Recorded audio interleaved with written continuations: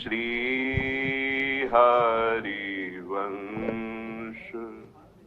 राधा वल्लभ श्री हरिवंश वृंदावनेश्वरी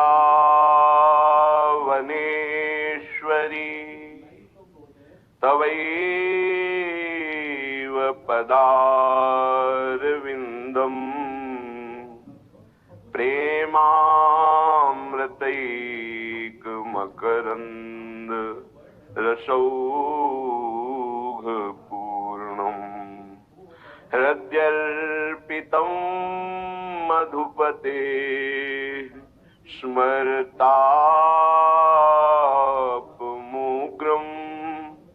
निर्वापयत्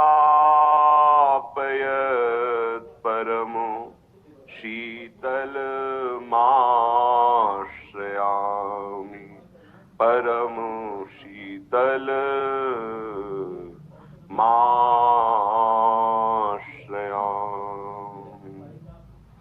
जहाँ जहाँ चरण परत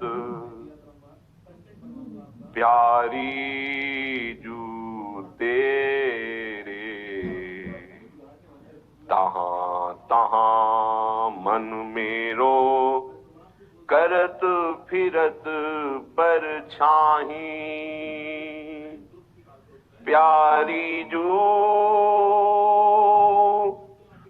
श्यामा जू जहाँ जहाँ चरण परत प्यारी जू तेरे तहाँ तहाँ मन मेरो करत फिरत परछाहीं बहुत मूरति मेरी चमर ढुरावती को बीरी खवावती एक अब आरसी ले जाही और सेवा बहुत भांतिन की जैसी ये कहे को तैसी ये करो ज्यों रुचि जानो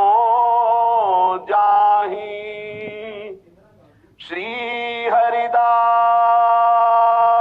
के स्वामी श्यामा को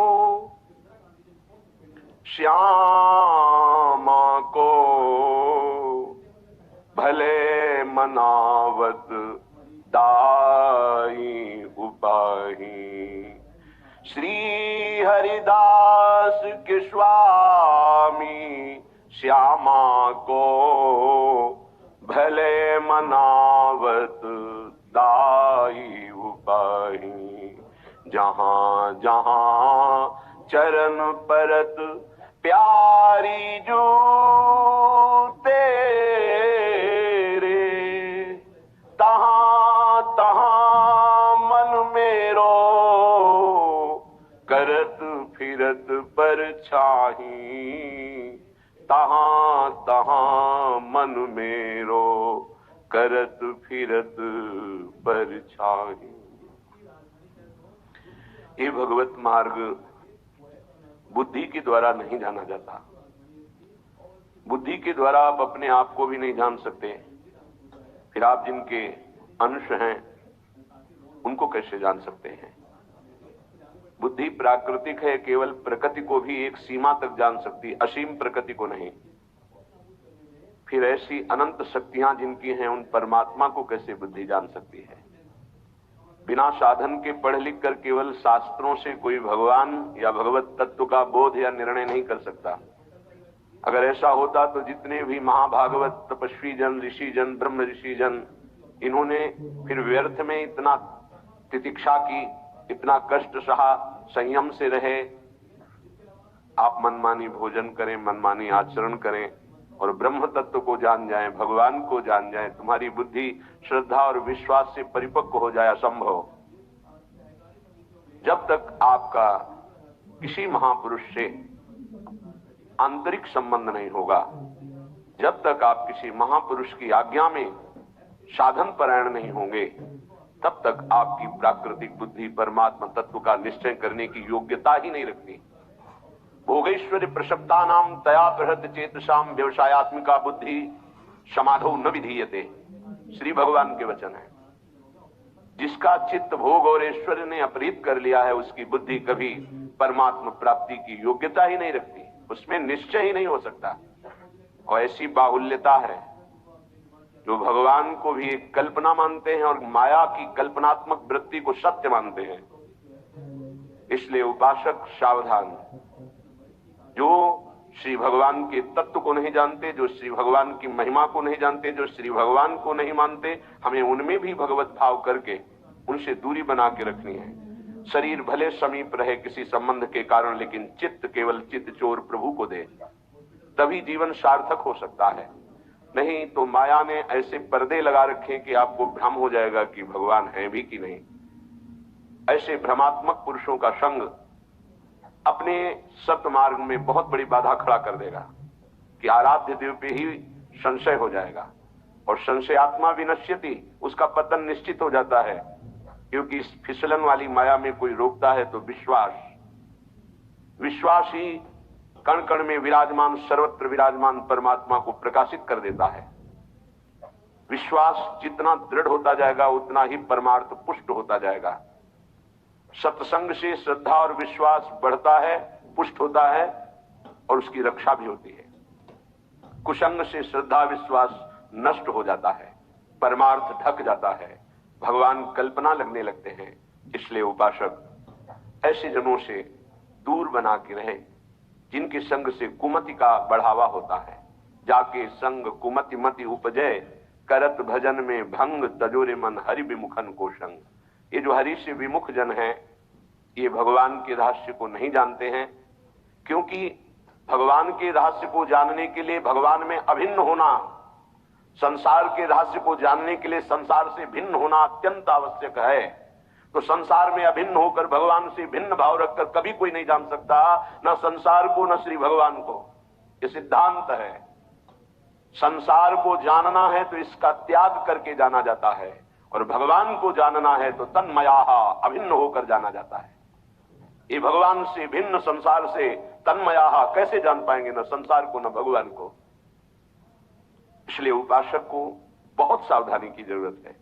जाके प्रिय न राम वैदेही, तजिए ताहि कोटि वैरीशम, यद्यपि परम स्नेही। यद्यपि वो परम संबंधी है, स्नेही है, पर वो प्रभु से श्रद्धा भाव नहीं रखता है, तो हमें अंदर से उसका बिल्कुल किसी तरह का सम्मान, प्रियता ये नहीं रखनी।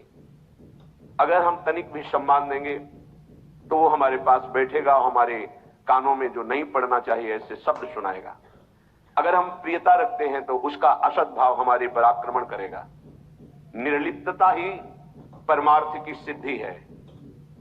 जो जितना निर्लिप्त अर्थात ममता रहित, आसक्ति रहित है, वो उतना ही परमार्थ में सुदृढ़ भाव से चल पाएगा। इसलिए उपासक, कलिकाल है, सत्संग मिलना दुर्लभ है, कुसंग की बहुतायत है।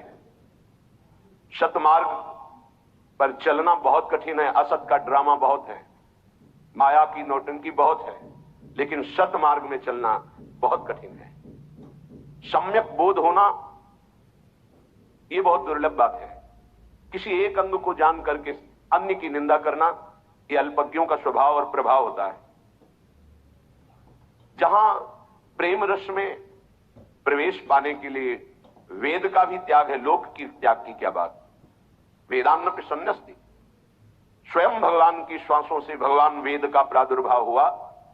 वही भगवान श्री कृष्णचंद्र जी के रूप में कह रहे हैं, त्रिगुण्य विषया वेदा निस्त्रिगुण्य भवा अर्जुन।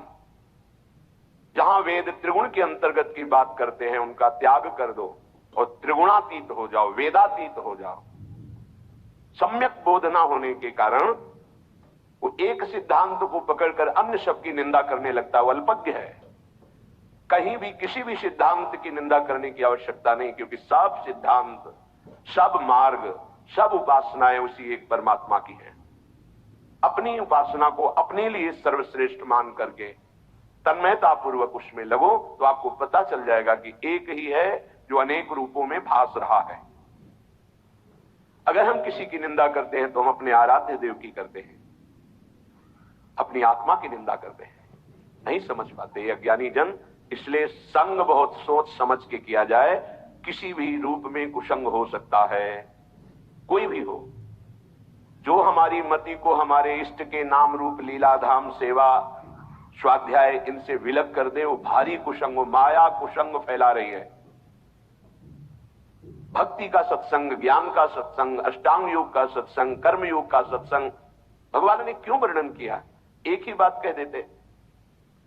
अलग अलग मति है, अलग अलग स्वभाव है, उसके अनुसार वो साधना स्वीकार करेगा, पहुंचेगा उसी परमात्मा के पास।